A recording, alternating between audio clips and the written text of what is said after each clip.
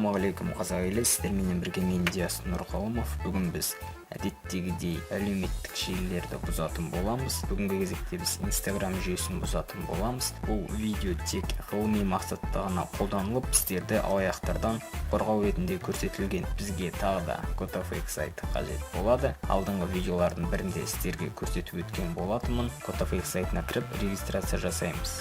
Регистрация жасап болған соң фейки және ссылки деген батырмаға басамыз. Создать фейк батырмасын басамыз. Төмен түсіп Instagram желісін тауып создать деген батырмаға басамыз. Заглушканы таңдамаймын, яғни нет деген батырмаға басамын. Редирект деген жерге керекті ссылка болса ссылканы қоямын және төмен түсіп создать батырмасын басамын. Бұл сайт тек 30 минут қана жұмыс істейді, 30 минуттан кейін автоматты түрде өшіп қалады. Сократить батырмасын басып, берілген ссылканы копировать етеміз. Міне осындай сайт ашылды. Бұл жерге логин және парольді жазамыз. Және войти батырмасын басамыз. Instagram желісіне лақтырып жіберді.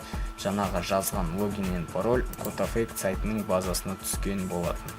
Ол үшін аккаунт батырмасына басамыз. Мына жерде көріп тұрғандарыңыздай логин мен пароль шығып тұр. Осылайша Instagram желісінде бұзады. Абай болыңыздар. Егер сіздерге ссылка жіберген жағдайда кіріп логин мен парольдарыңызды жазбаңыздар. Ондай адамдардан аулақ болыңыздар. Егер ұнаса лайк басыңыздар. Сіздермен бірге болған мен Диас Нұрғалымов. Келесі видеоларда жүздескенше.